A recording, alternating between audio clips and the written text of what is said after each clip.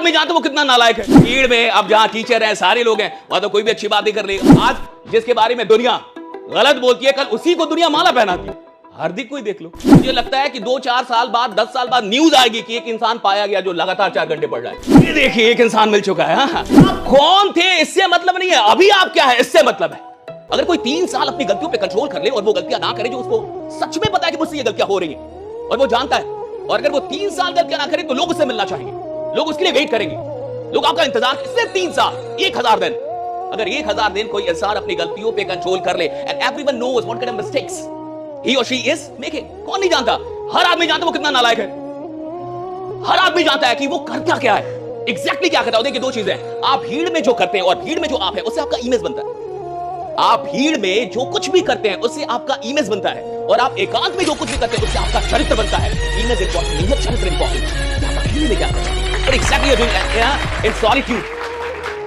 भाई भीड़ में अब जहां टीचर हैं, सारे लोग हैं, वहां तो कोई भी अच्छी बात नहीं कर लेगा, कोई भी बढ़िया से रह लेगा, कोई भी अच्छा बोल लेगा, लेकिन आप अकेले में क्या। और इमेज का कोई टेंशन नहीं है साहब। इमेज बनती है, बिगड़ती है, बनती है, बिगड़ती है, कोई फर्क नहीं पड़ता। आज जिसके बारे में दुनिया गलत बोलती है, कल उसी को दुनिया माला पहनाती है। हार्दिक को ही देख लो।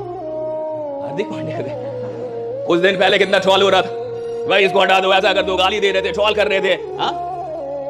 और जब वही वर्ल्ड कप हुआ और वो फाइनल मैच में उसने बढ़िया खेल दिया तो सारे लोग हार्दिक हार्दिक कर रहे हैं। इसका क्या मतलब है, इमेज से फर्क नहीं पड़ता। हम दुनिया के बीच में जो कुछ भी है वो हमारा इमेज क्रिएट कर रहा है, और हम एकांत में जो कुछ भी है, जब कोई भी नहीं है, और वहां जो हम है वो हमारा कैरेक्टर शेप कर रहा है।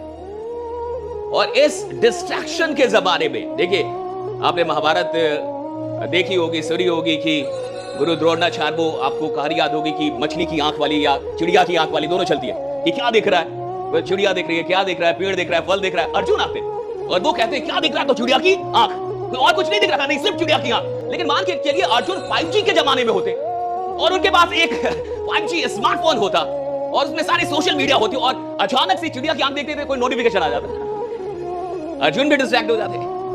अर्जुन के जमाने में फोकस होना आसान था, बहुत आसान था। मैं तो ये कहता हूं, आज के जमाने में फोकस होना बहुत मुश्किल है। आप दिल्ली यूनिवर्सिटी से, मुझे नहीं पता कि आप किस तरीके से पढ़ाई करते हैं, लेकिन जहां तक मैं और दुनिया को जानता हूं कि 2 घंटे किताब वाले लोग कम मिल रहे हैं, जो 2 घंटे लगातार किताब पढ़ ले, 2 घंटे लगातार किताब पढ़ ले, ऐसे लोग कम मिल रहे हैं। मुझे लगता है कि 2-4 साल बाद, 10 साल बाद न्यूज आएगी कि एक इंसान पाया गया जो लगातार 4 घंटे पढ़ रहा है। ये देखिए, एक इंसान मिल चुका है जो लगातार 4 घंटे किताबें पढ़ रहा है। बहुत कम लोग मिलेंगे। वो किताब भी पढ़ रहा है, मोबाइल भी चला रहा है, उसी समय मैसेज का रिप्लाई भी कर ले रहा है। और ऐसे कई लोग हैं जिनको लगता है कि आई एम मल्टीटास्किंग।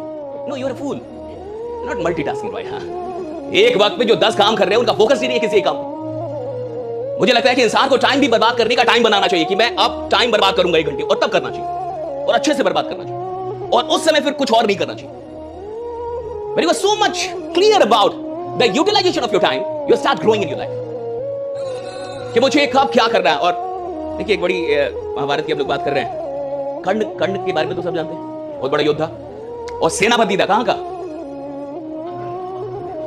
जो महाभारत युद्ध हो रहा है उसमें 2 लोग हैं, एक पांडव और दूसरे कौरव। तो कौरवों का सेनापति था। 17वां दिन युद्ध चल रहा था, बहुत से सुनिएगा, 17th day of the war, युद्ध चल रहा है, और कर्ण और अर्जुन के बीच में घमासान युद्ध हो रहा है। और कर्ण का एक सारथी था, वो कौन था, मद्र राज्य का राजा शल्य।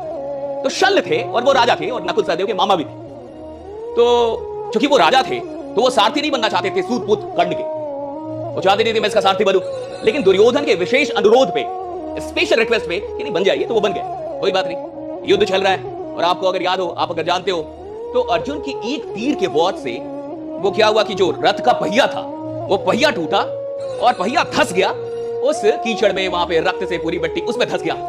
अब कर्ण कहते हैं, बहुत गौर से, कर्ण कहते हैं शल्य को, साथी को, कि जाओ और वो रथ का पहिया ठीक कर दो, उसको निकालो।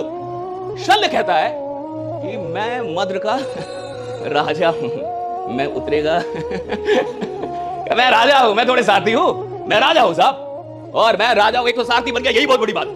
अब मैं जाके उतर के और तुम्हारा चक्कर ठीक करूं रथ का, मेरे को नहीं जाने का है, मैं नहीं जाऊंगा, मैं राजा हूं।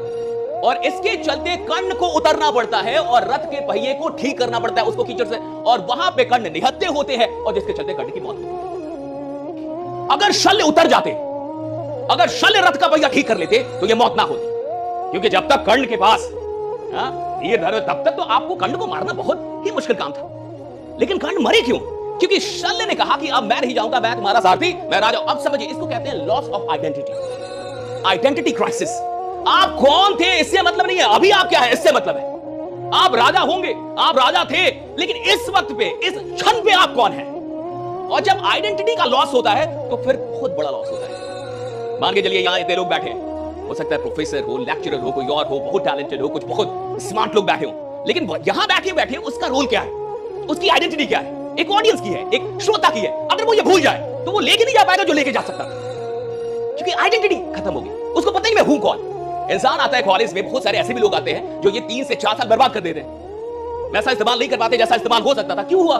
क्योंकि उसको पता ही नहीं मैं हूं कौन, व्हाट इज माय आइडेंटिटी, और मैं क्यों हूं यहां पे, व्हाट इज माय आइडेंटिटी।